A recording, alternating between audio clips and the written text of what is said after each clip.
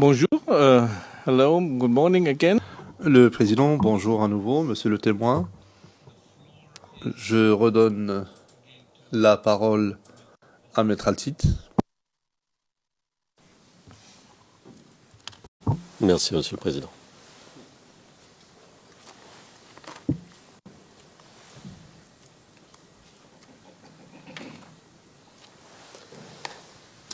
Alors, monsieur le témoin, on continue?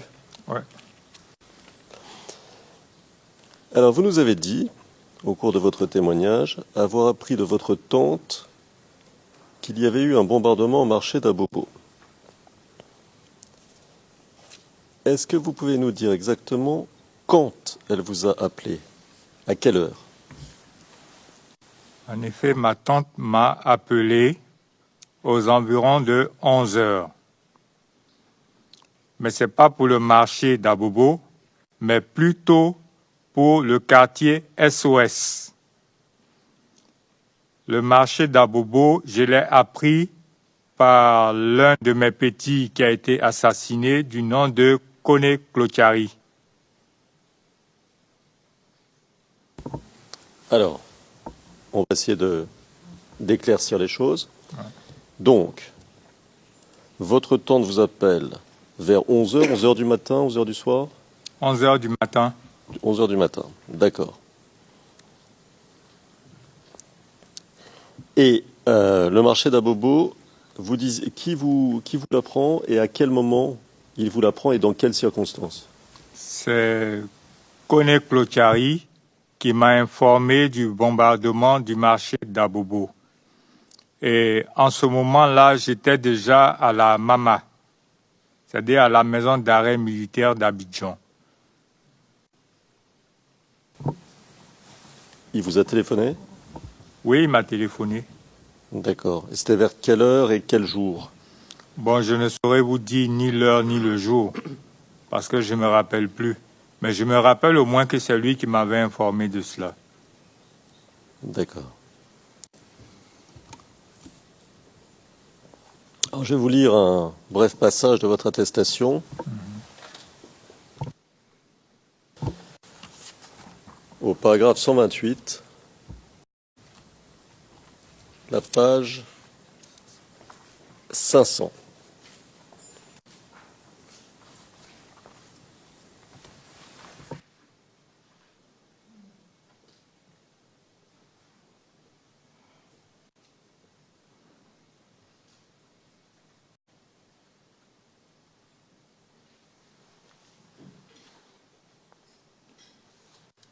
J'attends les interprètes, monsieur le témoin.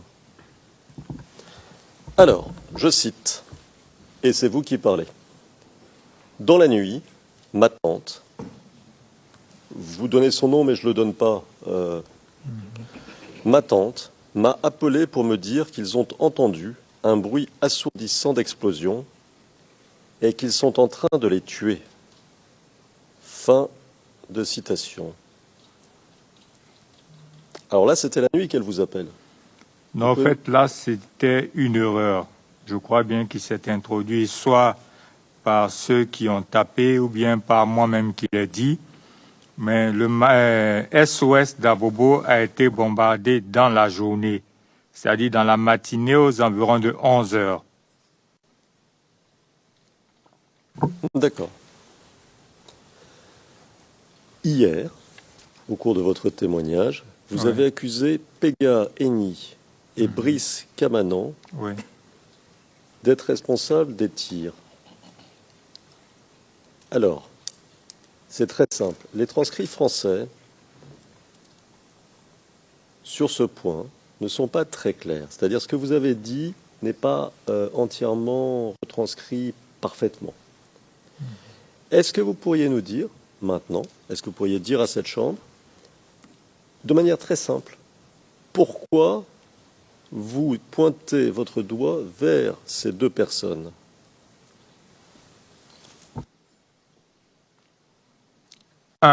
Je pointe le doigt vers ces deux personnes parce que ma mission première au camp commando était de bombarder le carrefour Mairie et Ndotré. si vous prenez bien la carte, que vous voyez l'axe que donnent les obus, c'est plus ou moins dans cette zone. C'est-à-dire quitter du camp commando à la base, l'axe que va emprunter les obus.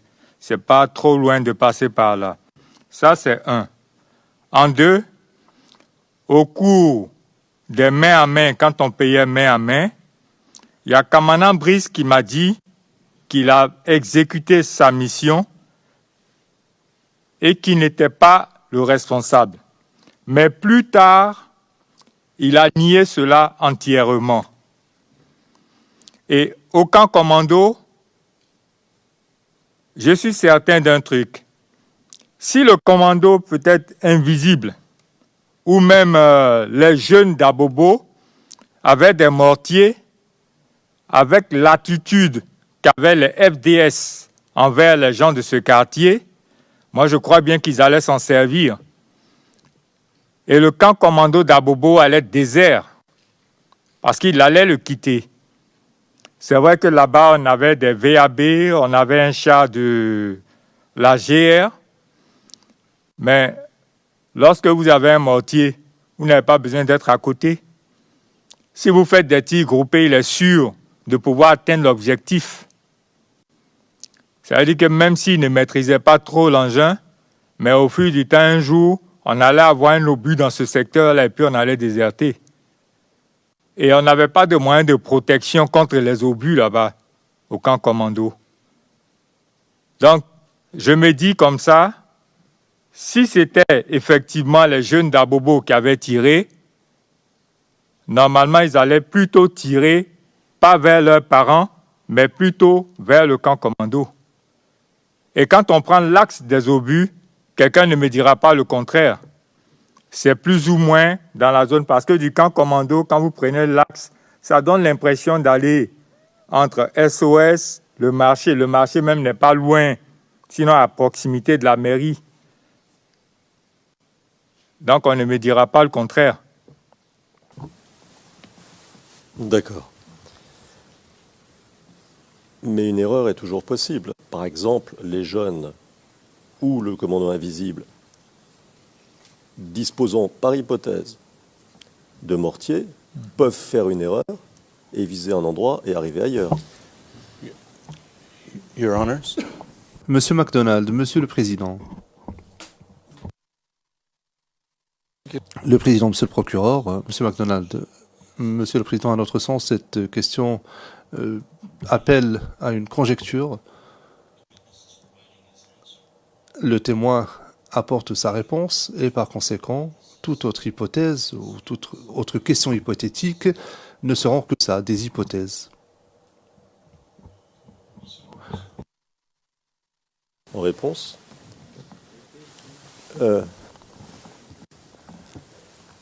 tout est hypothèse. Tout le témoignage du témoin est hypothèse. Tout le témoignage qu'il a donné hier au représentant de l'accusation est hypothèse, puisqu'il n'était pas là. Il dit ce qu'il a entendu, ce qu'on lui a raconté, ce qu'il pense être vrai ou pas vrai. Tout est hypothèse, en particulier en concernant ces bombardements.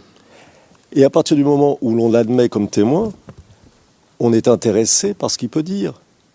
Par ce qu'il peut dire sur la crédibilité, sur la plausibilité plutôt, de ce qu'il a pu entendre et pas entendre. Le cas du procureur est hypothétique. Le cas du procureur est hypothétique. Et c'est pourquoi on entend des témoins comme celui-ci. Personne ne peut affirmer qu'il y a eu un bombardement tel jour, telle heure, qui s'est passé. Voilà, c'est hypothétique. Donc nous sommes en train d'essayer d'examiner les différentes possibilités pour essayer de comprendre ce qui a pu se passer et de se rapprocher de la vérité. C'est ce que nous faisons.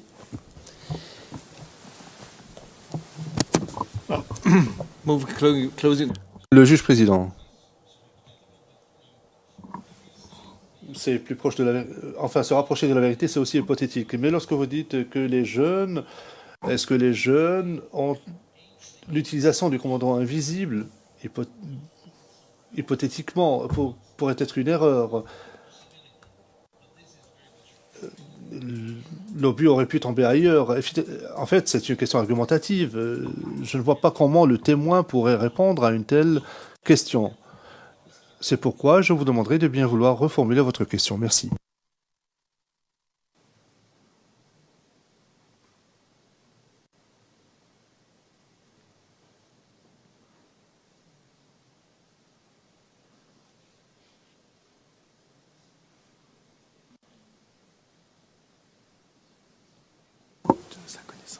Bon, monsieur, alors je vais vous demander de me pardonner si je suis un peu pas très précis, mais le camp commando étant là, SOS Village, quand on regarde une carte, hein, SOS Village un peu là, et Can we use a map, Your Honor? Le juge président, serait-il possible d'utiliser une carte, monsieur le président?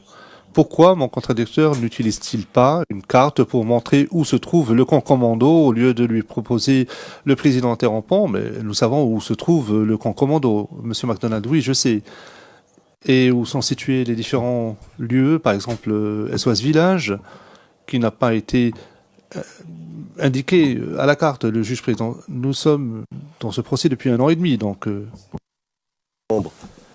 cette torture d'un nouvel examen de la carte, je vais formuler ma question autrement en espérant que cela satisfera toutes les parties. Voilà. Alors, monsieur, est-ce que c'est correct de dire que le camp commando et SOS Village se trouvent à peu près à 500-600 mètres l'un de l'autre? À peu de choses près, c'est pour avoir une idée. The question could... Le président, la question aurait pu être à quelle distance l'un se situe par rapport à l'autre, par exemple. Bon, je ne saurais vous dire parce que je n'ai pas une carte. Sinon, à cette période, je n'avais même pas une carte pour calculer. C'est des données qu'on m'a données pour pouvoir Excuse me, étudier. no, Le président, pardon, ce n'est pas acceptable comme réponse. Quelle est la distance, plus ou moins, entre l'un et l'autre camp, sans recourir à une carte? 500 mètres, voilà. Environ, hein. C'est pas précis, donc je peux... Le président, bien. C'est ce que nous vous demandions, une approximation, et non pas une distance précise. 500 mètres ne constitue pas une énorme distance.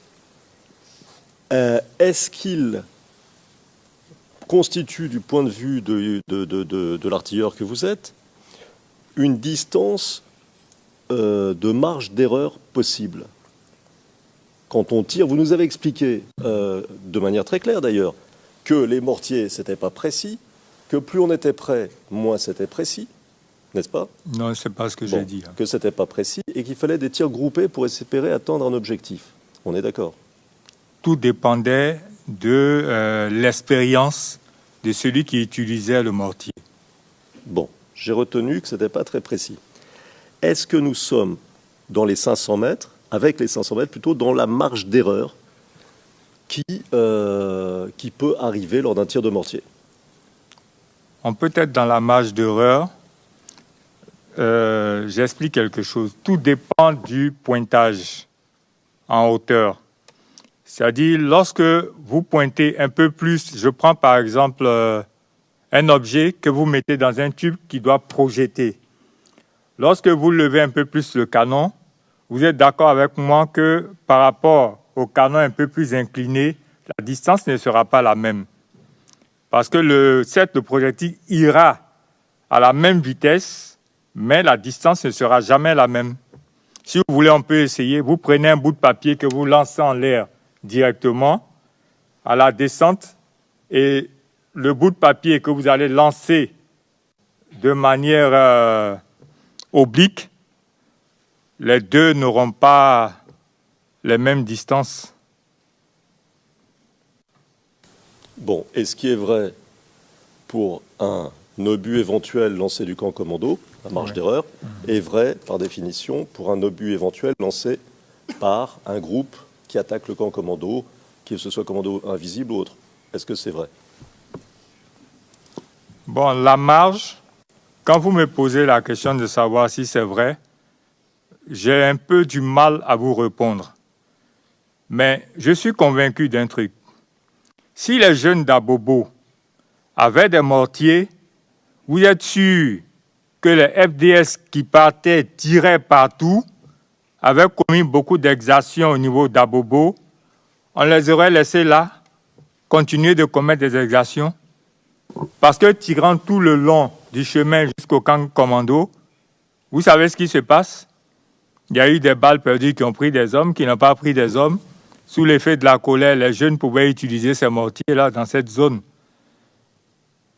Mais je sais au moins que ces jeunes-là, les armes qu'ils ont eues, sont les armes qu'avaient les brigades de gendarmerie et choses qu'on appelle les commissariats. Et les brigades de gendarmerie et les commissariats ont pour rôle de sécuriser la population. Vous n'allez pas prendre des armes de guerre pour aller sécuriser une population. D'accord. D'accord. On a bien compris. Merci.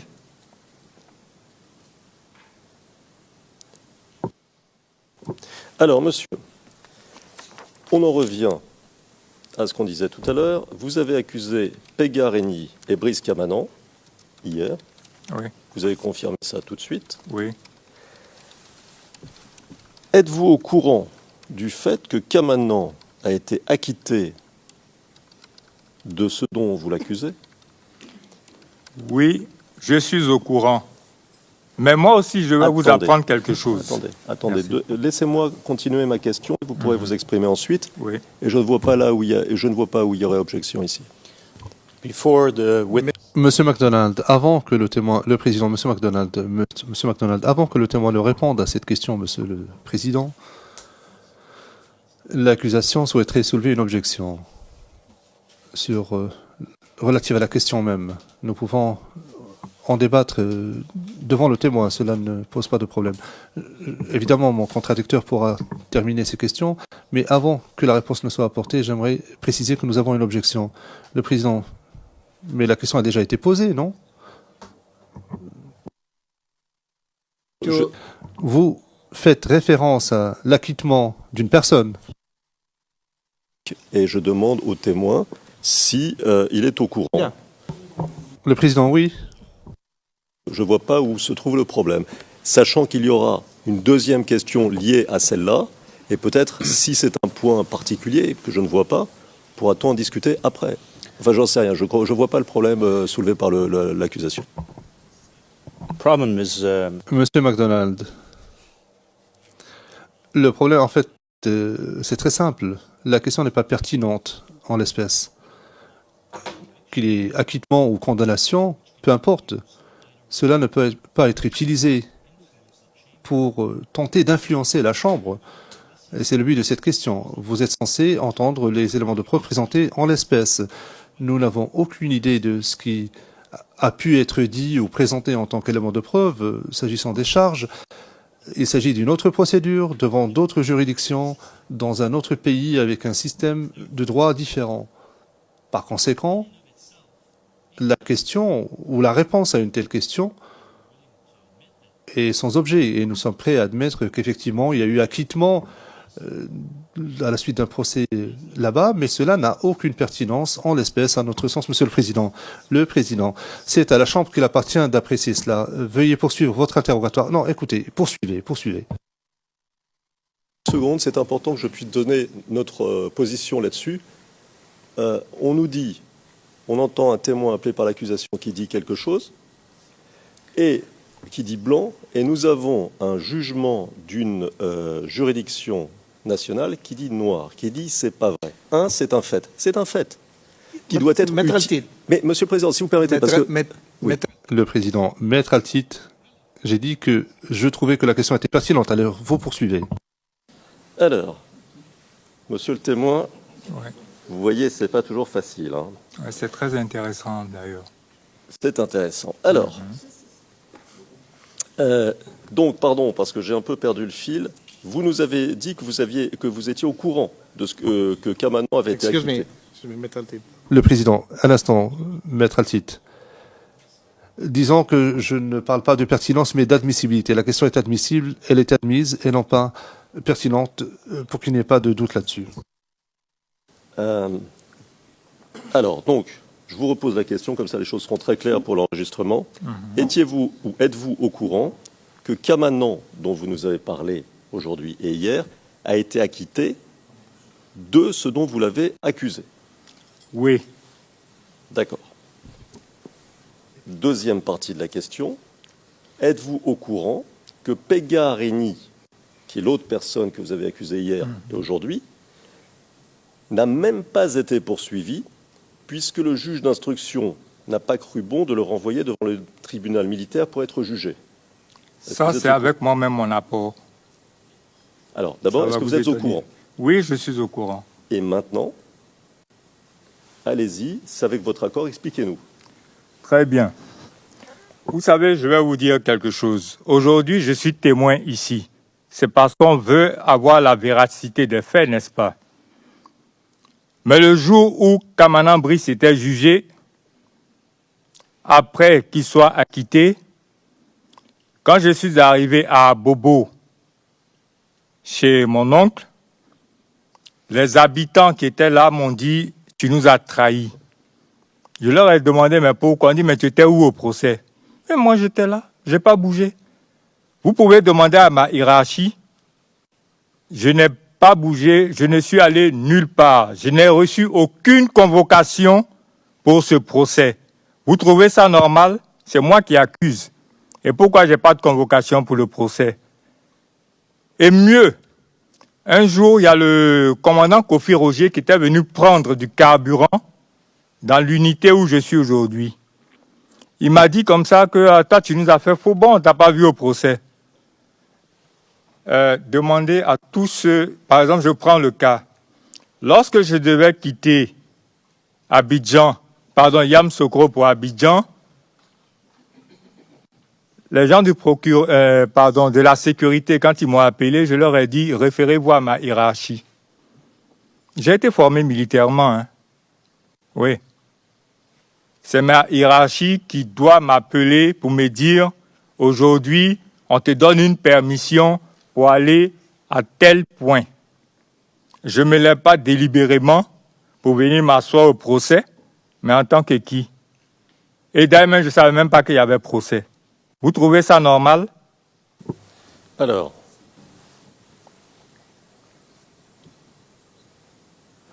je vais vous montrer un document.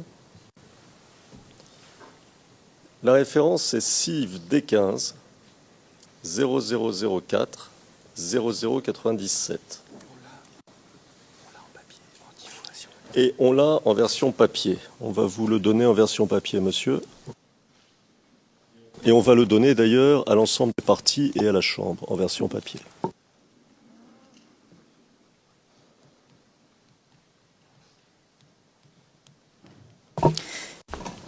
Your Honor, Madame Pack, objection, Monsieur le Président.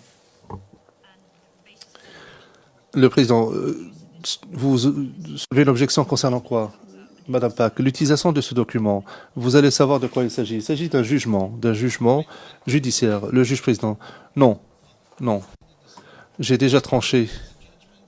J'ai déjà statué là-dessus. S'il s'agit d'un jugement public, c'est un document public. Alors je ne vois pas pourquoi il ne doit pas être admis. Madame Pack, non, il ne s'agit pas d'admissibilité. Il s'agit simplement de montrer au témoin un document juridique et lui demander de l'interpréter. Le juge président, mais vous anticipez, nous ne savons pas quelle sera la question.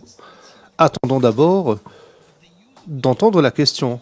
Et pour ce qui est de l'exploitation du document comme tel, je ne vois pas en quoi cela ne devrait pas être autorisé. Nous allons voir quelle sera la question.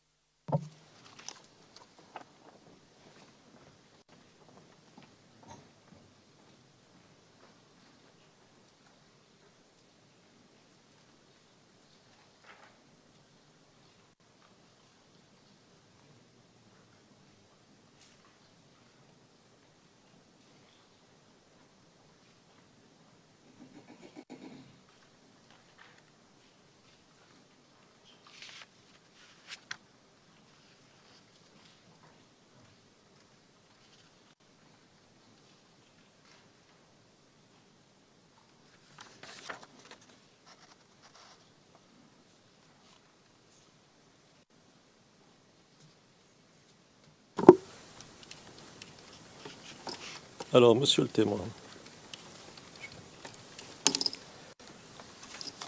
est-ce que vous pouvez, s'il vous plaît, vous avez le document devant vous? Oui, j'ai le document. Parfait. Est-ce que vous pouvez, s'il vous plaît, aller à la page qui est notée 0100? Vous voyez, c'est la 4e page du document. Oui, j'ai la 4e page du document. 4e page du document, en haut de la page, pour qu'on soit sur la même ligne, il y a marqué « Instruction donnée ». Oui. Vous êtes d'accord? Oui.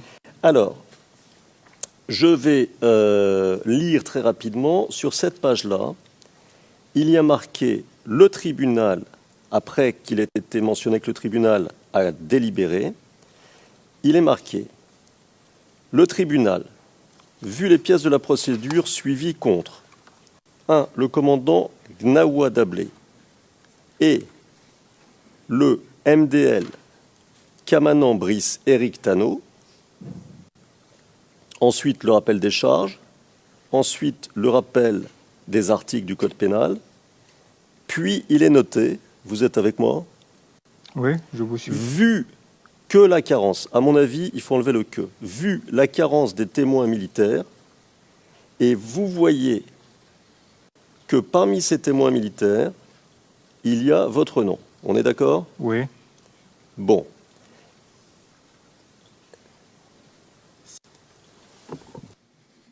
Oui, et il est précisé, monsieur, et c'est le plus important, ces témoins militaires cités par le parquet.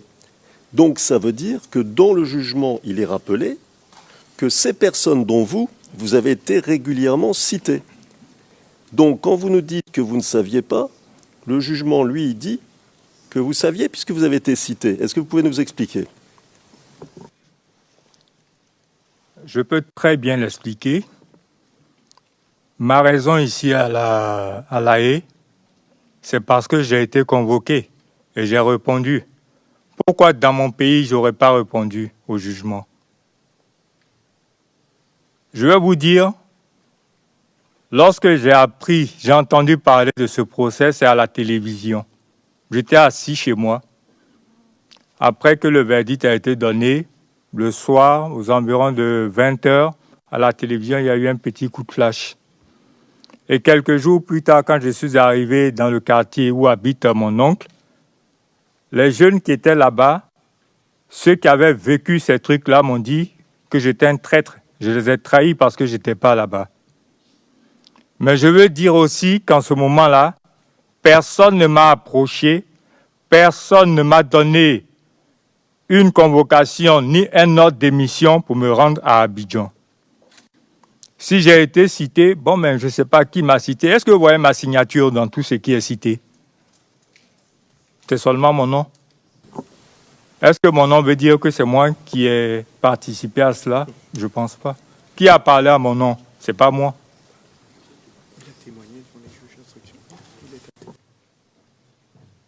Vous avez, monsieur, est-ce que vous avez été interrogé par les juges d'instruction ivoiriens? Bon, je ne sais pas exactement qui vous appelez juge d'instruction, mais je sais que j'ai été auditionné par le commandant Roger. Ça, au moins, je sais ça. Dans le cadre d'une procédure judiciaire? Oui, dans le cadre du bombardement d'Abobo. Et c'est même pas une fois. Mais le jour même du procès, je n'étais pas là. Vous avez été auditionné dans le cadre d'une procédure judiciaire? Oui. D'accord.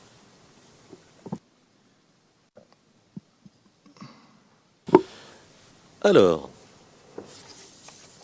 vous nous avez dit, oui, hier, au cours de votre témoignage,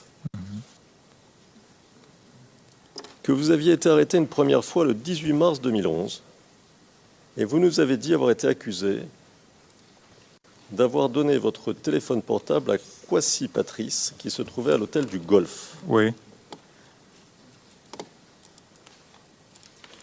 Alors, vous nous avez dit aussi, aujourd'hui, que Kwasi Patrice était un responsable militaire qui se trouvait à l'hôtel du Golfe, pro-Ouattara, qui se trouvait à l'hôtel du Golfe, c'est ça? Oui. D'accord. Alors, je vais vous montrer une photo dont le numéro est le suivant. CIV D15 0004 24 54. Alors, je m'adresse à la greffière. Est-ce que vous pouvez montrer le haut sans la légende?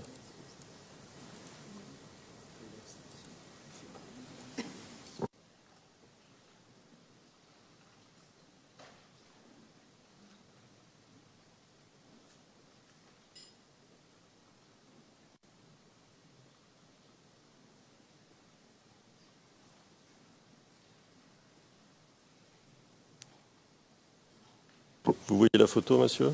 Oui, je vois bien la photo. Vous pouvez me dire qui sont les deux personnes? Je vois le colonel Kwasi Patrice et le président Alassane Dramane Ouattara se saluant. D'accord.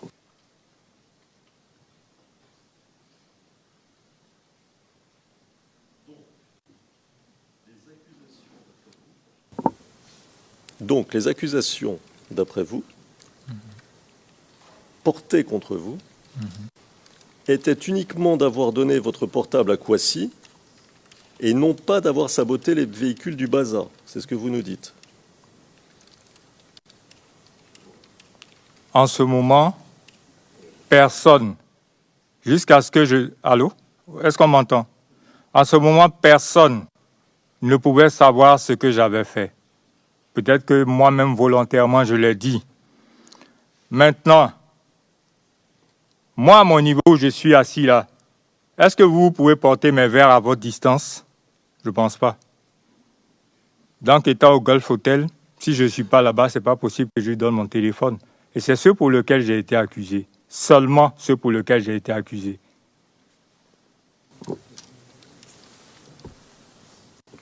Vous venez de dire que vous pouviez avoir parlé du sabotage que vous aviez réalisé à quelques personnes. À qui en avez-vous parlé? Bon, seulement à la cour, ceux qui m'interrogeaient. Quelle cour? À Abidjan, et les gens de la CPI qui étaient venus me demander pendant leur audition, je leur ai parlé de ça.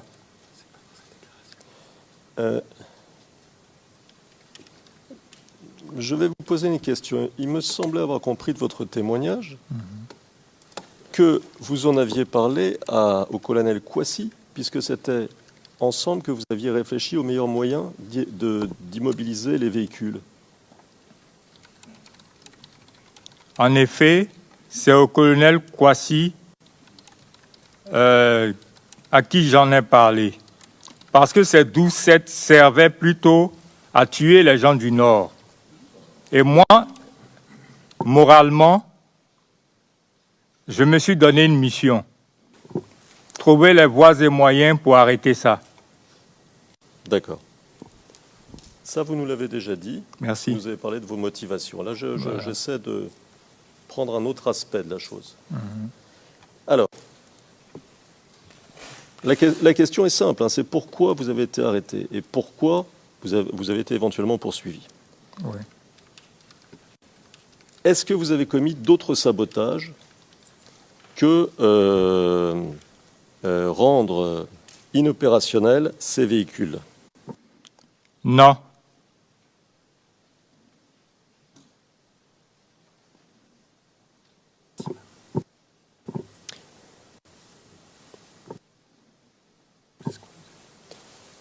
Vous n'avez pas saboté les mitrailleuses, les 12-7, le 6 mars par exemple?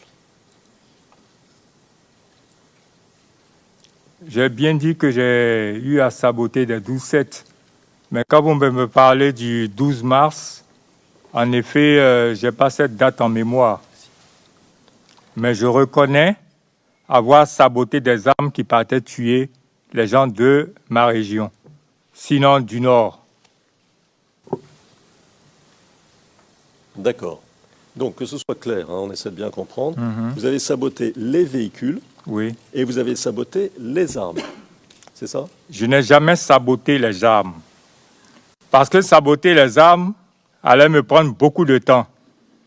Voyez-vous prendre du sel, le mettre dans un réservoir et démonter toute une arme pour pouvoir en faire quelque chose. Selon vous, qu'est-ce que vous allez choisir? Le plus rapide moyen, c'était de prendre du sel, mettre dedans, c'est tout. D'accord. Alors, ce sabotage a été discuté et décidé, si je vous comprends bien, avec le colonel Kouassi. Oui, Oui. oui. Qu'est-ce que le colonel Kouassi vous a demandé d'autre? Il m'a rien demandé d'autre. Seulement, chose qu'on appelle la mission support Boué 2. D'aider nos frères. D'accord. Alors, je vais lire votre attestation. Ouais. C'est toujours la même. C'est le paragraphe 119.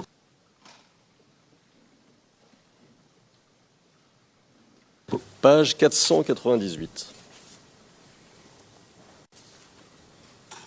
Et je cite. Et c'est vous qui parlez, monsieur. Patrice Kouassi est un colonel. Il est baoulé. Oui, On se connaît depuis 1993. oui, Il était le chef du corps de Baza avant Dadi. oui, Il m'a appelé du Golf Hotel oui. parce qu'il voulait que je lui donne des informations sur les mouvements de l'armée. Ça aussi, oui. Patrice Kouassi travaille actuellement au ministère de la Défense. Fin de citation. Donc là, vous dites qu'il vous a appelé parce qu'il voulait que vous lui donniez des informations sur les mouvements de l'armée. Vous confirmez? Mais en ce moment, il n'était pas au ministère de la Défense, il était déjà au Golf Hotel. Et c'était concernant les mouvements du Baza. Alors, pour que ce soit clair, donc il vous a demandé Oui. de lui faire un rapport régulier, je suppose, sur tous les mouvements du Baza, c'est ça? C'est pas un rapport régulier, mais soit quand moi je dois effectuer une mission, il m'avait demandé au moins de lui dire pour qu'il puisse me donner des conseils. Et en plus de ça, souvent il y avait des missions nocturnes que nous, on n'avait pas droit de participer. C'est-à-dire Dadi prenait ce qu'on appelait le contingent blé-goudé et puis il sortait nuitamment. Donc, quand j'apercevais cela quelquefois, je pouvais l'appeler pour le lui dire.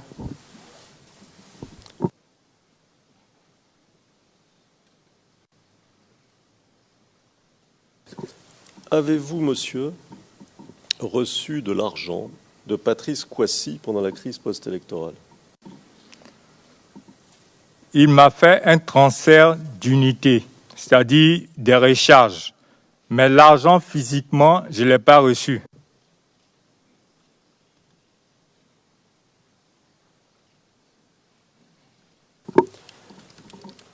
Avez-vous reçu de l'argent de quelqu'un d'autre pour mener des activités contre les FDS pendant la crise? Jusqu'à là, à ma connaissance, je n'ai jamais reçu de l'argent de quelqu'un. Patrice Kouassi vous a-t-il remis des moyens de communication? Il ne m'a jamais remis de moyens de communication puisque j'avais moi-même mon portable.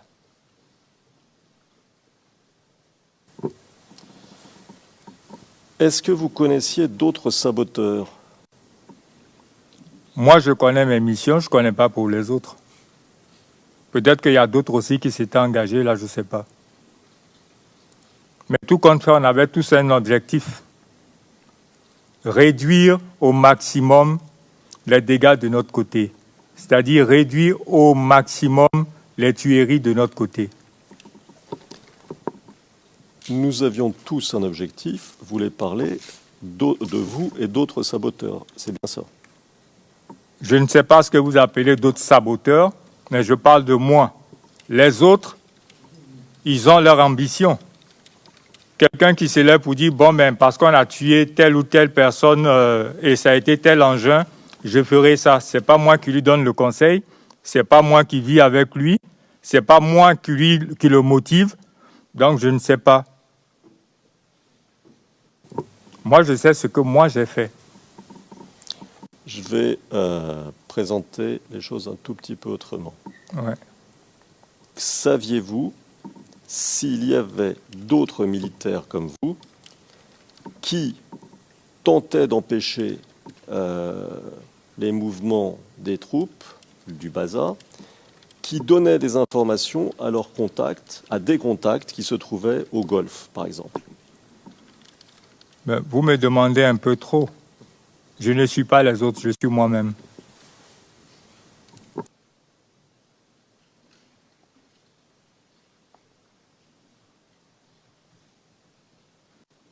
Donc, au Baza, vous ne savez pas, c'est votre position, vous ne saviez pas, et vous ne savez toujours pas si au Baza, il y avait d'autres militaires qui menaient des actions plus ou moins semblables aux vôtres. Tout compte fait, chacun menait ses missions comme il pouvait. Mais je ne peux pas comprendre, sinon penser à la place des autres. Et dans ce cadre, je n'ai pas échangé avec autre personne. Peut-être la personne avec qui j'échangeais beaucoup, c'était Clotiari. Lui qui n'est plus aujourd'hui. Mais lui également ne m'a jamais dit qu'il a fait des sabotages. Alors,